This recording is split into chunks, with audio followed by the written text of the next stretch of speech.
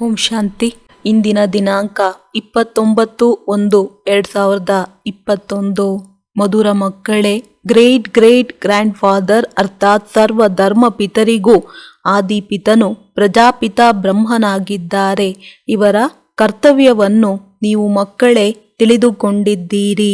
ಪ್ರಶ್ನೆ: ಕರ್ಮಗಳನ್ನು ಶ್ರೇಷ್ಠ ಮಾಡಿಕೊಳ್ಳುವ ಯುಕ್ತಿ ಏನಾಗಿದೆ? ಉತ್ತರ: ಈ ಜನ್ಮದ ಯಾವುದೇ ವಿಕರ್ಮವನ್ನು ತಂದೆಯಿಂದ ಮುಚ್ಚಿಡಬೇಡಿ. ಶ್ರೀಮತದನುಸಾರ ಕರ್ಮ ಮಾಡಿ, ಆಗ ಪ್ರತಿ ಕರ್ಮ ಶ್ರೇಷ್ಠವಾಗುವುದು. ಎಲ್ಲವೂ ಕರ್ಮಗಳ ಮೇಲೆ ಅವಲಂಬಿತವಾಗಿದೆ. ಒಂದು ವೇಳೆ ಯಾವುದೇ ಪಾಪ ಕರ್ಮ ಮಾಡಿ ಅದನ್ನು ಮುಚ್ಚಿಟ್ಟರೆ ಅದಕ್ಕೆ 100ರಷ್ಟು ಶಿಕ್ಷೆಯಾಗುವುದು. ಪಾಪವು ವೃದ್ಧಿಯಾಗುತ್ತಾ ಇರುತ್ತದೆ. ತಂದೆಯೊಂದಿಗೆ ಬುದ್ಧಿಯೋಗವು ತುಂಡಾಗುತ್ತದೆ. ಈ ರೀತಿ ಮುಚ್ಚಿಡುವವರ ಸತ್ಯನಾಶವಾಗಿ ಬಿಡುತ್ತದೆ. ಆದ್ದರಿಂದ ಸತ್ಯ ತಂದೆಯ ಜೊತೆ ಸತ್ಯವಾಗಿರಿ. ಓಂ ಶಾಂತಿ. ಮಧುರಾತಿ ಮಧುರ ಅಗಲಿ ಹೋಗಿ ಮರಳಿ ಸಿಕ್ಕಿರುವ ಮಕ್ಕಳು ಇದನ್ನು ತಿಳಿದುಕೊಂಡಿದ್ದೀರಿ. ಈ ಹಳೆಯ ಪ್ರಪಂಚದಲ್ಲಿ ನಾವು ಇನ್ನು ಸ್ವಲ್ಪ ದಿನಗಳ ಯಾತ್ರಿಕರಾಗಿದ್ದೇವೆ. ಇನ್ನು 40,000 ವರ್ಷಗಳು ನಾವು ಇಲ್ಲಿರುತ್ತೇವೆಂದು ಪ್ರಪಂಚದ ಮನುಷ್ಯರು ತಿಳಿದುಕೊಳ್ಳುತ್ತಾರೆ. ನೀವು ಮಕ್ಕಳಿಗಂತೂ ನಿಶ್ಚಯವಿದೆಯಲ್ಲವೇ? ಈ ಮಾತುಗಳನ್ನು ಮರೆಯಬೇಡಿ.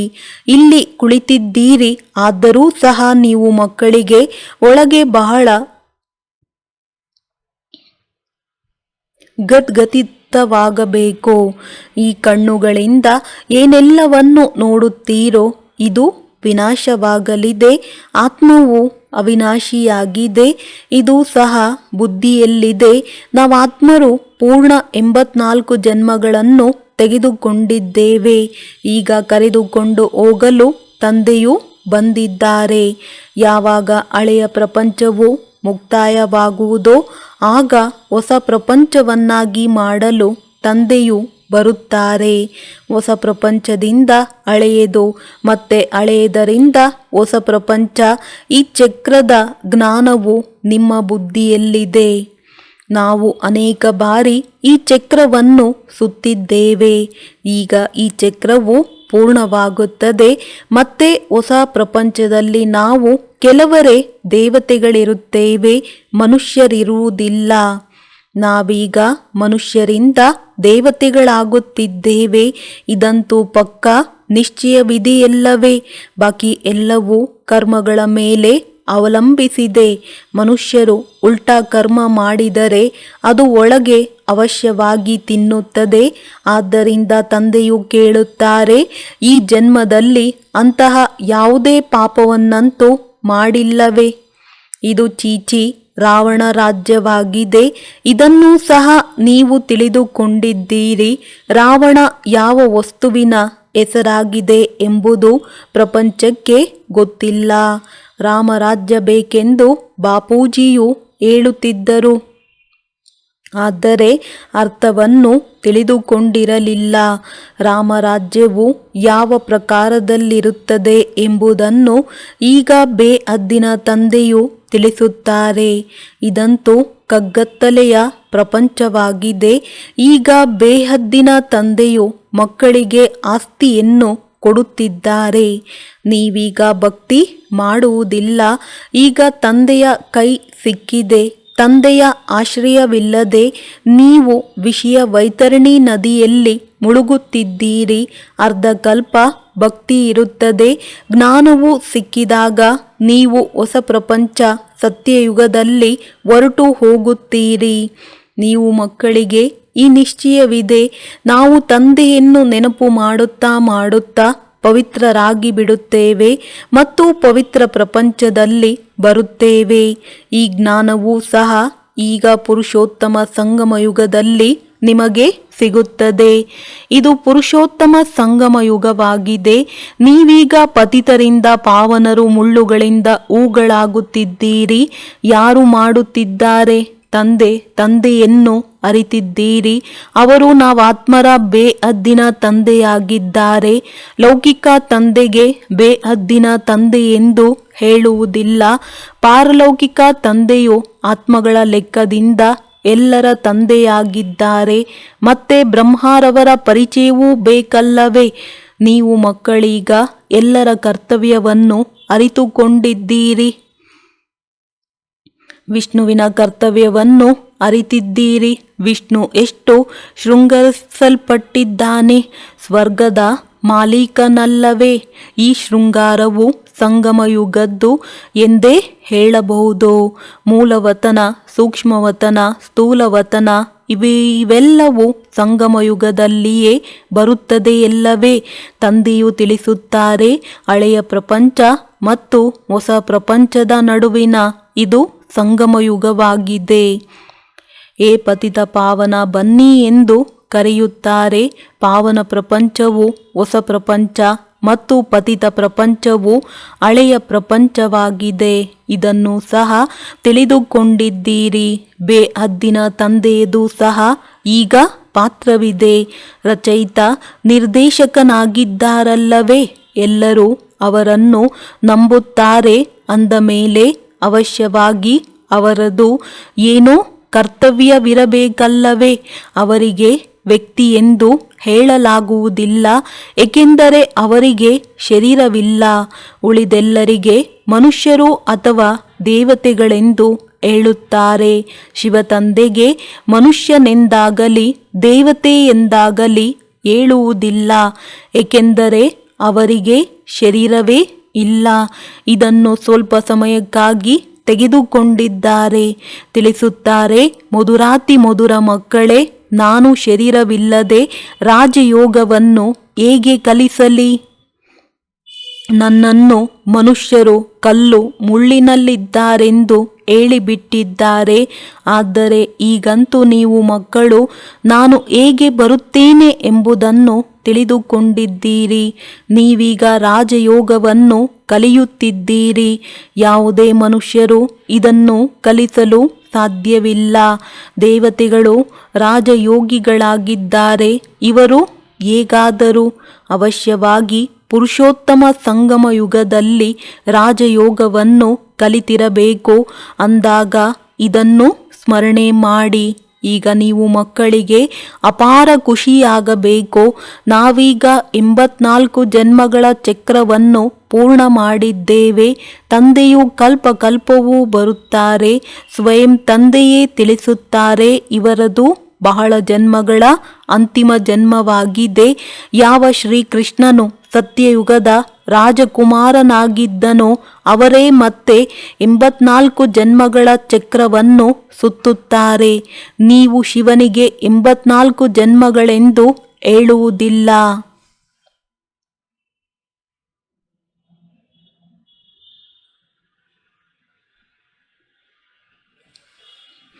ನಿಮ್ಮಲ್ಲಿಯೂ ಇದು ನಂಬರ್ವಾರ್ ಪುರುಷಾರ್ಥದನುಸಾರ ತಿಳಿದುಕೊಂಡಿದ್ದಾರೆ. ಮಾಯೆಯು ಬಹಳ ಕಠಿಣವಾಗಿದೆ, ಯಾರನ್ನೂ ಬಿಡುವುದಿಲ್ಲ. ಇದನ್ನು ತಂದೆಯು ಚೆನ್ನಾಗಿ ತಿಳಿದುಕೊಂಡಿದ್ದಾರೆ. ತಂದೆಯು ಅಂತರ್ಯಾಮಿ ಎಂದು ತಿಳಿದುಕೊಳ್ಳಬೇಡಿ. ಅವರಿಗೆ ಎಲ್ಲರ ಚಲನೆಯಿಂದಲೇ ಅರ್ಥವಾಗುತ್ತದೆ, ಸಮಾಚಾರವು ಬರುತ್ತದೆ. ಮಾಯೆಯು ಒಮ್ಮೆಲೆ ಹಸಿಯಾಗಿಯೇ ಹೊಟ್ಟೆಯಲ್ಲಿ ಹಾಕಿಕೊಳ್ಳುತ್ತದೆ. ಇಂತಹ ಬಹಳ ಮಾತುಗಳು ನೀವು ಮಕ್ಕಳಿಗೆ ತಿಳಿಯುವುದೇ ಇಲ್ಲ. ತಂದೆಗೆ ಎಲ್ಲವೂ ಅರ್ಥವಾಗುತ್ತದೆ. ಆದ್ದರಿಂದ ತಂದೆಯು ಅಂತರ್ಯಾಮಿಯಾಗಿದ್ದಾರೆಂದು ಮನುಷ್ಯರು ತಿಳಿದುಕೊಳ್ಳುತ್ತಾರೆ. ತಂದೆಯು ತಿಳಿಸುತ್ತಾರೆ, ನಾನು ಅಂತರ್ಯಾಮಿಯಲ್ಲ. ಪ್ರತಿಯೊಬ್ಬರ ಚಲನೆಯಿಂದಲೇ ಎಲ್ಲವೂ ಅರ್ಥವಾಗುತ್ತದೆ. ಬಹಳ ಚೀಚಿ ಚಲನೆಯಲ್ಲಿ ನಡೆಯುತ್ತಾರೆ. ತಂದೆಯು ಮಕ್ಕಳಿಗೆ ಎಚ್ಚರಿಕೆ ನೀಡುತ್ತಾರೆ, ಮಕ್ಕಳೇ, ಮಾಯೆಯಿಂದ ಸಂಭಾಲನೆ ಮಾಡಿಕೊಳ್ಳಿ. ಮಾಯೆಯು ಯಾವುದಾದರೊಂದು ರೂಪದಲ್ಲಿ ನುಂಗಿಬಿಡುತ್ತದೆ. ಬಲೆ ತಂದೆಯು ತಿಳಿಸುತ್ತಾರೆ, ಆದರೂ ಸಹ ಬುದ್ಧಿಯಲ್ಲಿ ಕುಳಿತುಕೊಳ್ಳುವುದಿಲ್ಲ. ಆದ್ದರಿಂದ ಮಕ್ಕಳು ಬಹಳ ಎಚ್ಚರಿಕೆಯಿಂದಿರಬೇಕಾಗಿದೆ. ಕಾಮ ಮಹಾಶತ್ರುವಾಗಿದೆ. ನಾವು ವಿಕಾರದಲ್ಲಿ ಹೋಗಿದ್ದೇವೆ ಎಂಬುದೂ ಸಹ ಗೊತ್ತಾಗುವುದಿಲ್ಲ. ಆದ್ದರಿಂದ ತಂದೆಯು ತಿಳಿಸುತ್ತಾರೆ, ಯಾವುದೇ ತಪ್ಪುಗಳಾಗುತ್ತವೆ ಎಂದರೆ ಮುಚ್ಚಿಡಬೇಡಿ, ಸ್ಪಷ್ಟವಾಗಿ ತಿಳಿಸಿ.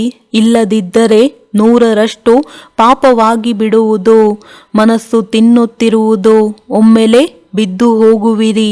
ಸತ್ಯ ತಂದೆಯ ಜೊತೆ ಬಹಳ ಸತ್ಯವಾಗಿರಬೇಕು, ಇಲ್ಲವಾದರೆ ಬಹಳ ನಷ್ಟವಾಗುತ್ತದೆ. ಮಾಯೆಯು ಈ ಸಮಯದಲ್ಲಿ ಬಹಳ ಕಠಿಣವಾಗಿದೆ. ಇದು ರಾವಣನ ಪ್ರಪಂಚವಾಗಿದೆ. ನಾವು ಈ ಹಳೆಯ ಪ್ರಪಂಚವನ್ನೇಕೆ ನೆನಪು ಮಾಡುವುದು? ನಾವಂತೂ ಹೊಸ ಪ್ರಪಂಚವನ್ನು ನೆನಪು ಮಾಡಬೇಕು. ಎಲ್ಲಿಗೆ ಈಗ ಹೋಗುತ್ತಿದ್ದೇವೆ? ತಂದೆಯು ಹೊಸ ಮನೆಯನ್ನು ಕಟ್ಟಿಸಿದಾಗ ನಮಗಾಗಿ ಮನೆಯು ತಯಾರಾಗುತ್ತಿದೆ ಎಂದು ಮಕ್ಕಳು ತಿಳಿದುಕೊಳ್ಳುತ್ತಾರಲ್ಲವೇ? ಖುಷಿ ಇರುತ್ತದೆ. ಹಾಗೆಯೇ ಇದು ಬೇಹದ್ದಿನ ಮಾತಾಗಿದೆ. ನಮಗಾಗಿ ಹೊಸ ಪ್ರಪಂಚ ಸ್ವರ್ಗವಾಗುತ್ತಿದೆ. ಸ್ವರ್ಗದಲ್ಲಿ ಇರುವುದಕ್ಕಾಗಿ ಅವಶ್ಯವಾಗಿ ಮನೆಗಳು ಇರುತ್ತವೆ. ನಾವೀಗ ಹೊಸ ಪ್ರಪಂಚದಲ್ಲಿ ಹೋಗಲಿದ್ದೇವೆ. ಎಷ್ಟು ತಂದೆಯನ್ನು ನೆನಪು ಮಾಡುವೆವೋ ಅಷ್ಟು ಹೂಗಳಾಗುತ್ತೇವೆ. ನಾವು ವಿಕಾರಗಳಿಗೆ ವಶವಾಗಿ ಮುಳ್ಳುಗಳಾಗಿ ಬಿಟ್ಟಿದ್ದೇವೆ. ತಂದೆಗೆ ಗೊತ್ತಿದೆ, ಮಾಯೆಯು ಅರ್ಧಂಬರ್ಧ ಇರುವವರನ್ನು ಒಮ್ಮೆಲೆ ತಿಂದು ಬಿಡುತ್ತದೆ. ನಿಮಗೂ ತಿಳಿದಿರೆ, ಯಾರು ಬರುವುದಿಲ್ಲವೋ ಅವರು ಮಾಯೆಗೆ ವಶವಾಗಿ ಬಿಟ್ಟರಲ್ಲವೇ ತಂದೆಯ ಬಳಿ ಬರುವುದೇ ಇಲ್ಲ. ಹೀಗೆ ಮಾಯೆಯು ಅನೇಕರನ್ನು ನುಂಗಿಬಿಡುತ್ತದೆ. ಬಹಳ ಒಳ್ಳೆಯದು ಎಂದು ಹೇಳಿ ಹೋಗುತ್ತಾರೆ. ನಾವು ಹೀಗೆ ಮಾಡುತ್ತೇವೆ, ಹಾಗೆ ಮಾಡುತ್ತೇವೆ, ನಾವಂತೂ ಯಜ್ಞಕ್ಕಾಗಿ ಪ್ರಾಣ ಕೊಡುವುದಕ್ಕೂ ತಯಾರಿದ್ದೇವೆ ಎಂದು ಹೇಳುತ್ತಾರೆ. ಆದರೆ ಅವರು ಇಂದು ಇಲ್ಲ. ನಿಮ್ಮ ಯುದ್ಧವು ಮಾಯೆಯ ಜೊತೆ ಇದೆ. ಮಾಯೆಯ ಜೊತೆ ಹೇಗೆ ಯುದ್ಧವಾಗುತ್ತದೆ ಎಂಬುದನ್ನು ಪ್ರಪಂಚದಲ್ಲಿ ಯಾರೂ ತಿಳಿದುಕೊಂಡಿಲ್ಲ. ಈಗ ನೀವು ಮಕ್ಕಳಿಗೆ ತಂದೆಯು ಜ್ಞಾನದ 3ನೆಯ ನೇತ್ರವನ್ನು ಕೊಟ್ಟಿದ್ದಾರೆ. ಇದರಿಂದ ನೀವು ಅಂಧಕಾರದಿಂದ ಬೆಳಕಿನ ಎಡೆ ಬಂದು ಬಿಟ್ಟಿದ್ದೀರಿ. ಆತ್ಮಕ್ಕೆ ಈ ಜ್ಞಾನದ ನೇತ್ರವನ್ನು ಕೊಡುತ್ತಾರೆ. ಆದ್ದರಿಂದಲೇ ತಂದೆಯು ತಿಳಿಸುತ್ತಾರೆ, ನೀವು ತಮ್ಮನ್ನು ಆತ್ಮನೆಂದು ತಿಳಿಯಿರಿ. ಬೇಹದ್ದಿನ ತಂದೆಯನ್ನು ನೆನಪು ಮಾಡಿ. ಭಕ್ತಿಯಲ್ಲಿ ನೀವು ನೆನಪು ಮಾಡುತ್ತಿದ್ದೀರಲ್ಲವೇ? ಬಾಬಾ ತಾವು ಬಂದರೆ ಬಲಿಹಾರಿಯಾಗುತ್ತೇವೆಂದು ಹೇಳುತ್ತಿದ್ದೀರಿ. ಹೇಗೆ ಬಲಿಹಾರಿಯಾಗುವುದು ಎಂಬುದನ್ನು ತಿಳಿದುಕೊಂಡಿರಲಿಲ್ಲ. ಈಗ ನಿಮಗೆ ಅರ್ಥವಾಗಿದೆ. ಹೇಗೆ ನಾವು ಆತ್ಮರಿದ್ದೇವೆಯೋ ಅದೇ ರೀತಿ ತಂದೆಯೂ ಇದ್ದಾರೆ. ತಂದೆಯದು ಅಲೌಕಿಕ ಜನ್ಮವಾಗಿದೆ. ನೀವು ಮಕ್ಕಳಿಗೆ ಎಷ್ಟು ಚೆನ್ನಾಗಿ ಓದಿಸುತ್ತಾರೆ.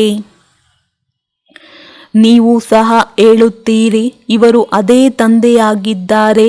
ಯಾರು ಕಲ್ಪಕಲ್ಪವೂ ನಮ್ಮ ತಂದೆಯಾಗುತ್ತಾರೆ. ನಾವು ಸಹ ಬಾಬಾ ಬಾಬಾ ಎಂದು ಹೇಳುತ್ತೇವೆ. ತಂದೆಯು ಮಕ್ಕಳೇ ಎಂದು ಹೇಳುತ್ತಾರೆ. ಅವರೇ ಶಿಕ್ಷಕನ ರೂಪದಲ್ಲಿ ರಾಜಯೋಗವನ್ನು ಕಲಿಸುತ್ತಾರೆ. ಮತ್ಯಾರೂ ರಾಜಯೋಗವನ್ನು ಕಲಿಸಲು ಸಾಧ್ಯವಿಲ್ಲ. ನಿಮ್ಮನ್ನು ವಿಶ್ವದ ಮಾಲೀಕರನ್ನಾಗಿ ಮಾಡುತ್ತಾರೆ ಅಂದ ಮೇಲೆ ಇಂತಹ ತಂದೆಗೆ ಮಕ್ಕಳಾಗಿ ಮತ್ತೆ ಅದೇ ಶಿಕ್ಷಕರ ಶಿಕ್ಷಣವನ್ನು ಪಡೆಯಬೇಕಲ್ಲವೇ? ಗದ್ಗತಿತರಾಗಬೇಕು. ಒಂದು ವೇಳೆ ಪತಿತರಾದರೆ ಮತ್ತೆ ಆ ಖುಷಿ ಇರುವುದಿಲ್ಲ. ಬಲೆ ಎಷ್ಟಾದರೂ ತಲೆ ಕೆಡಿಸಿಕೊಳ್ಳಲಿ. ಹೇಗೆ ಅವರು ನಮ್ಮ ಕುಲದವರು ಅಲ್ಲವೇ ಅಲ್ಲ. ಇಲ್ಲಿ ಮನುಷ್ಯರಿಗೆ ಎಷ್ಟೊಂದು ಉಪನಾಮಗಳಿರುತ್ತವೆ. ನಿಮ್ಮ ಉಪನಾಮವು ನೋಡಿ ಎಷ್ಟು ದೊಡ್ಡದಾಗಿದೆ. ಇವರು ಅತಿ ದೊಡ್ಡ ಗ್ರೇಟ್ ಗ್ರ್ಯಾಂಡ್ ಫಾದರ್ ಬ್ರಹ್ಮ ಆಗಿದ್ದಾರೆ. ಅವರನ್ನು ಯಾರೂ ತಿಳಿದುಕೊಂಡಿಲ್ಲ. ಶಿವ ತಂದೆಗಂತೂ ಸರ್ವವ್ಯಾಪಿ ಎಂದು ಹೇಳಿಬಿಟ್ಟಿದ್ದಾರೆ. ಬ್ರಹ್ಮನ ಬಗ್ಗೆಯೂ ಯಾರಿಗೂ ಅರ್ಥವಾಗುವುದಿಲ್ಲ. ಬ್ರಹ್ಮ ವಿಷ್ಣು ಶಂಕರನ ಚಿತ್ರವೂ ಇದೆ. ಬ್ರಹ್ಮನನ್ನು ಸೂಕ್ಷ್ಮವತನದಲ್ಲಿ ತೋರಿಸಿದ್ದಾರೆ. ಚರಿತ್ರೆಯನ್ನೇನು ತಿಳಿದುಕೊಂಡಿಲ್ಲ. ಸೂಕ್ಷ್ಮವತನದಲ್ಲಿ ಬ್ರಹ್ಮನನ್ನು ತೋರಿಸುತ್ತಾರೆ. ಅಂದ ಮೇಲೆ ಪ್ರಜಾಪಿತ ಬ್ರಹ್ಮನೆಲ್ಲಿಂದ ಬರುವರು? ಅಲ್ಲಿ ಮಕ್ಕಳನ್ನು ದತ್ತು ಮಾಡಿಕೊಳ್ಳುವರೆ? ಯಾರಿಗೂ ತಿಳಿದಿಲ್ಲ. ಪ್ರಜಾಪಿತ ಬ್ರಹ್ಮನೆಂದು ಹೇಳುತ್ತಾರೆ. ಆದರೆ ಅವರ ಚರಿತ್ರೆಯನ್ನು ತಿಳಿದುಕೊಂಡಿಲ್ಲ. ತಂದೆಯು ತಿಳಿಸಿದ್ದಾರೆ, ಇದು ನನ್ನ ರಥವಾಗಿದೆ. ಬಹಳ ಜನ್ಮಗಳ ಅಂತಿಮದಲ್ಲಿ ನಾನು ಇವರನ್ನು ಆಧಾರವಾಗಿ ತೆಗೆದುಕೊಂಡಿದ್ದೇನೆ. ಇದು ಪುರುಷೋತ್ತಮ ಸಂಗಮ ಯುಗ ಗೀತಾ ಭಾಗವಾಗಿದೆ. ಈಗ ಪವಿತ್ರತೆಯು ಮುಖ್ಯವಾಗಿದೆ. ಪತಿತರಿಂದ ಹೇಗೆ ಪಾವನರಾಗಬೇಕು ಎಂದು ಈ ಪ್ರಪಂಚದಲ್ಲಿ ಯಾರಿಗೂ ತಿಳಿದಿಲ್ಲ. ಸಾಧು ಸಂತ ಮೊದಲಾದವರು ಇಂದಿಗೂ ಕೂಡ ದೇಹ ಸಹಿತವಾಗಿ ಎಲ್ಲವನ್ನು ಮರೆಯಿರಿ. ಒಬ್ಬ ತಂದೆಯನ್ನು ನೆನಪು ಮಾಡಿದರೆ ಮಾಯೆಯ ಎಲ್ಲ ಪಾಪ ಕರ್ಮಗಳು ಭಸ್ಮವಾಗುತ್ತದೆ ಎಂಬುದನ್ನು ಹೇಳುವುದಿಲ್ಲ. ಯಾವುದೇ ಗುರು ಈ ರೀತಿ ಎಂದು ಹೇಳುವುದಿಲ್ಲ. ತಂದೆಯು ತಿಳಿಸುತ್ತಾರೆ, ಈ ಬ್ರಹ್ಮನು ಹೇಗಾಗುತ್ತಾರೆ. ಬಾಲ್ಯದಲ್ಲಿ ಹಳ್ಳಿಯ ಹುಡುಗನಾಗಿದ್ದರು. 84 ಜನ್ಮಗಳನ್ನು ತೆಗೆದುಕೊಂಡಿದ್ದಾರೆ. ಮೊದಲಿನಿಂದ ಹಿಡಿದು ಅಂತ್ಯದವರೆಗೆ ಅಂದಾಗ ಹೊಸ ಪ್ರಪಂಚವೇ ಮತ್ತೆ ಹಳೆಯದಾಗಿ ಬಿಡುತ್ತದೆ. ಈಗ ನೀವು ಮಕ್ಕಳ ಬುದ್ಧಿಯ ಬೀಗವು ತೆರೆದಿದೆ. ನೀವು ಇದನ್ನು ತಿಳಿದುಕೊಳ್ಳಬಹುದು, ಧಾರಣೆಯನ್ನು ಮಾಡಬಹುದು. ನೀವೀಗ ಬುದ್ಧಿವಂತರಾಗಿದ್ದೀರಿ. ಮೊದಲು ಬುದ್ಧಿಹೀನರಾಗಿದ್ದೀರಿ. ಈ ಲಕ್ಷ್ಮೀ ನಾರಾಯಣರು ಬುದ್ಧಿವಂತರಾಗಿದ್ದಾರೆ ಮತ್ತು ಇಲ್ಲಿನವರು ಬುದ್ಧಿಹೀನರಾಗಿದ್ದಾರೆ. ಮುಂದೆ ನೋಡಿ, ಇವರು ಸ್ವರ್ಗದ ಮಾಲೀಕರಲ್ಲವೇ? ಕೃಷ್ಣನು ಸ್ವರ್ಗದ ಮಾಲೀಕನಾಗಿದ್ದನು. ಮತ್ತೆ ಈಗ ಅಂತಿಮ ಜನ್ಮದಲ್ಲಿ ಸಾಧಾರಣ ವ್ಯಕ್ತಿಯಾಗಿದ್ದಾರೆ. ನೀವು ಮಕ್ಕಳು ಇದನ್ನು ಧಾರಣೆ ಮಾಡಿ ಖಂಡಿತ ಪವಿತ್ರರಾಗಬೇಕಾಗಿದೆ. ಮುಖ್ಯವಾದದ್ದು ಪವಿತ್ರತೆಯ ಮಾತಾಗಿದೆ. ಬಾಬಾ, ಮಾಯೆಯು ನಮ್ಮನ್ನು ಬೀಳಿಸಿ ಬಿಟ್ಟಿತು, ಕುದೃಷ್ಟಿಯಾಯಿತೆಂದು ಬರೆಯುತ್ತಾರೆ. ಅದಕ್ಕೆ ತಂದೆಯು ತಿಳಿಸುತ್ತಾರೆ, ತಮ್ಮನ್ನು ಆತ್ಮನೆಂದು ತಿಳಿಯಿರಿ. ನಾವೀಗ ಮನೆಗೆ ಹೋಗಬೇಕಾಗಿದೆ. ತಂದೆಯನ್ನು ನೆನಪು ಮಾಡಬೇಕಾಗಿದೆ. ಸ್ವಲ್ಪ ಸಮಯಕ್ಕಾಗಿ ಶರೀರ ನಿರ್ವಹಣೆಗಾಗಿ ಕರ್ಮ ಮಾಡಿ ಮತ್ತೆ ನಾವು ಹೊರಟು ಹೋಗುತ್ತೇವೆ. ಇವು ಹಳೆಯ ಪ್ರಪಂಚದ ವಿನಾಶಕ್ಕಾಗಿಯೇ ಯುದ್ಧವಾಗುತ್ತದೆ. ಅದು ಹೇಗಾಗುತ್ತದೆ ಎಂಬುದನ್ನು ಸಹ ನೀವು ನೋಡುವಿರಿ. ಬುದ್ಧಿಯಿಂದ ತಿಳಿದುಕೊಳ್ಳುತ್ತೀರಿ. ನಾವು ದೇವತೆಗಳಾಗುತ್ತೇವೆಂದರೆ ನಮಗೆ ಹೊಸ ಪ್ರಪಂಚವೂ ಬೇಕು. ಆದ್ದರಿಂದ ವಿನಾಶ ಖಂಡಿತ ಆಗುವುದು. ನಾವು ಶ್ರೀಮತದನುಸಾರ ನಮ್ಮ ಹೊಸ ಪ್ರಪಂಚವನ್ನು ಸ್ಥಾಪನೆ ಮಾಡುತ್ತಿದ್ದೇವೆ. ತಂದೆಯು ತಿಳಿಸುತ್ತಾರೆ, ನಾನು ನಿಮ್ಮ ಸೇವೆಯಲ್ಲಿ ಉಪಸ್ಥಿತನಾಗುತ್ತೇನೆ. ನೀವೇ ಒತ್ತಾಯ ಮಾಡಿದ್ದೀರಿ, ನಾವು ಪತಿತರನ್ನು ಪಾವನ ಮಾಡಲು ಬನ್ನಿ ಎಂದು. ಈಗ ನಿಮ್ಮ ಕೂಗಿಗೆ ಓಗೊಟ್ಟು ಬಂದಿದ್ದೇನೆ. ನಿಮಗೆ ಬಹಳ ಸಹಜ ಮಾರ್ಗವನ್ನು ತಿಳಿಸುತ್ತೇನೆ. ಮನ್ಮನಾಭವ ಭಗವಾನುವಾಚ ಇದೆಯಲ್ಲವೇ? ಆದರೆ ಅದರಲ್ಲಿ ಕೇವಲ ಕೃಷ್ಣನ ಹೆಸರನ್ನು ಹಾಕಿದ್ದಾರೆ. ತಂದೆಯ ನಂತರ ಕೃಷ್ಣನಾಗಿದ್ದಾನೆ. ಇವರು ಪರಂಧಾಮದ ಮಾಲೀಕರು. ಕೃಷ್ಣನು ವಿಶ್ವದ ಮಾಲೀಕನಾಗಿದ್ದೇನೆ.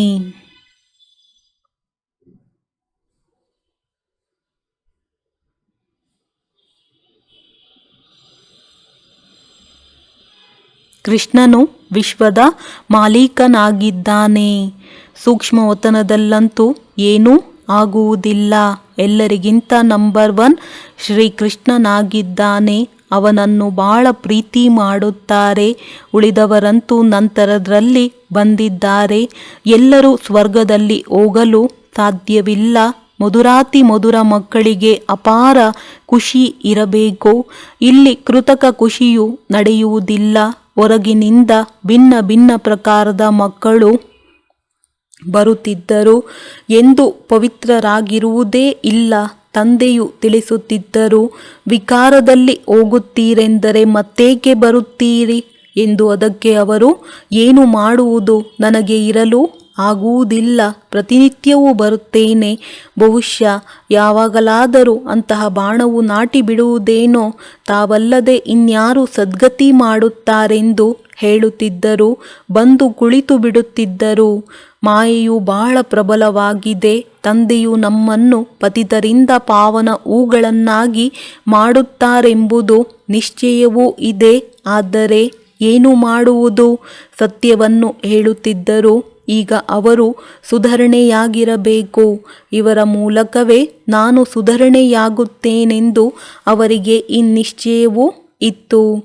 ಈ ಸಮಯದಲ್ಲಿ ಎಷ್ಟೊಂದು ಮಂದಿ ಪಾತ್ರಧಾರಿಗಳಿದ್ದಾರೆ.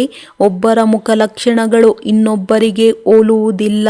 ಮತ್ತೆ ಕಲ್ಪದ ನಂತರ ಅದೇ ಮುಖಲಕ್ಷಣಗಳಿಂದ ಪಾತ್ರವನ್ನು ಪುನರಾವರ್ತಿಸುತ್ತೀರಿ. ಆತ್ಮಗಳೆಲ್ಲರೂ ನಿಗದಿತವಾಗಿದ್ದಾರಲ್ಲವೇ? ಎಲ್ಲ ಪಾತ್ರಧಾರಿಗಳು ಬಹಳ ನಿಖರವಾಗಿ ಪಾತ್ರವನ್ನು ಅಭಿನಯಿಸುತ್ತಾ ಇರುತ್ತಾರೆ. ಸ್ವಲ್ಪವೂ ಅಂತರವಾಗಲು ಸಾಧ್ಯವಿಲ್ಲ. ಎಲ್ಲ ಆತ್ಮರು ಅವಿನಾಶಿಯಾಗಿದ್ದೀರಿ. ಅವರಲ್ಲಿ ಅವಿನಾಶಿ ಪಾತ್ರವು ನಿಗದಿಯಾಗಿದೆ. ಎಷ್ಟೊಂದು ತಿಳಿಸುವ ಮಾತುಗಳಾಗಿವೆ. ಮಕ್ಕಳಿಗೆ ಎಷ್ಟೊಂದು ತಿಳಿಸುತ್ತೇನೆ, ಆದರೂ ಮರೆತು ಹೋಗುತ್ತಾರೆ. ಮತ್ತೆ ಅನ್ಯರಿಗೆ ತಿಳಿಸಲು ಆಗುವುದಿಲ್ಲ. ಇದೂ ಸಹ ಡ್ರಾಮಾದಲ್ಲಿ ಆಗುವುದಿದೆ.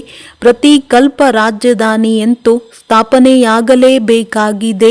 ಸತ್ಯಯುಗದಲ್ಲಿ ಕೆಲವರೇ ಬರುತ್ತಾರೆ, ಅದರಲ್ಲಿಯೂ ನಂಬರ್ ವಾರ್. ಇಲ್ಲಿಯೂ ನಂಬರ್ ವಾರ್ ಇದ್ದೀರಲ್ಲವೇ? ಒಬ್ಬರ ಪಾತ್ರವು ಒಬ್ಬರಿಗೆ ಗೊತ್ತು, ಮತ್ಯಾರಿಗೂ ತಿಳಿಯುವುದಿಲ್ಲ. ಒಳ್ಳೆಯದು. ಮಧುರಾತಿ ಮಧುರ ಅಗಲಿ ಹೋಗಿ ಮರಳಿ ಸಿಕ್ಕಿರುವ ಮಕ್ಕಳ ಪ್ರತಿ ಮಾತ್ಪಿತಾ ಬಾಪ್ದಾದರವರ ನೆನಪು, ಪ್ರೀತಿ ಹಾಗೂ ಸುಪ್ರಭಾತ. ಆತ್ಮಿಕ ಮಕ್ಕಳಿಗೆ ಆತ್ಮಿಕ ತಂದೆಯ ನಮಸ್ತೆ. ಧಾರಣೆಗಾಗಿ ಮುಖ್ಯ ಸಾರ: ಸತ್ಯ ತಂದೆಯ ಜೊತೆ ಸದಾ ಸತ್ಯವಾಗಿರಬೇಕಾಗಿದೆ. ತಂದೆಯ ಮೇಲೆ ಸಂಪೂರ್ಣ ಬಲಿಯಾರಿಯಾಗಬೇಕಾಗಿದೆ. ಜ್ಞಾನವನ್ನು ಧಾರಣೆ ಮಾಡಿ ಬುದ್ಧಿವಂತರಾಗಬೇಕು. ಅಂತರಾಳದಿಂದ ಜಿಗ್ರಿ ಖುಷಿಯಲ್ಲಿರಬೇಕಾಗಿದೆ. ಶ್ರೀಮತಕ್ಕೆ ವಿರುದ್ಧವಾಗಿ ಯಾವುದೇ ಕೆಲಸವನ್ನು ಮಾಡಿ ಖುಷಿಯನ್ನು ಕಳೆದುಕೊಳ್ಳಬಾರದು. ವರದಾನ: ಜ್ಞಾನದ ಗುಹ್ಯ ಮಾತುಗಳನ್ನು ಕೇಳಿ ಅವುಗಳನ್ನು ಸ್ವರೂಪದಲ್ಲಿ ತರುವಂತಹ ಜ್ಞಾನಿತ್ವ ಆತ್ಮಭವ. ಜ್ಞಾನಿತ್ವ ಆತ್ಮರು ಪ್ರತಿ ಮಾತಿನ ಸ್ವರೂಪದ ಅನುಭವ ಮಾಡುತ್ತಾರೆ. ಹೇಗೆ ಕೇಳುವುದು ಚೆನ್ನಾಗಿದೆ ಎನ್ನಿಸುತ್ತದೆ, ಗುಹ್ಯ ಎಂದು ಅನಿಸುತ್ತದೆ. ಆದರೆ ಕೇಳುವುದರ ಜೊತೆ ಜೊತೆ ಅಳವಡಿಸಿಕೊಳ್ಳುವುದು ಅರ್ಥಾತ್ ಸ್ವರೂಪರಾಗುವುದು ಇದರ ಅಭ್ಯಾಸ ಕೂಡ ಆಗಬೇಕು. ನಾನು ಆತ್ಮ ನಿರಾಕಾರನಾಗಿದ್ದೇನೆ. ಇದು ಪದೇ ಪದೇ ಕೇಳುವಿರಿ, ಆದರೆ ನಿರಾಕಾರ ಸ್ಥಿತಿಯ ಅನುಭವಿಯಾಗಿ ಕೇಳಿ. ಎಂತಹ ಪಾಯಿಂಟ್, ಅಂತಹ ಅನುಭವ.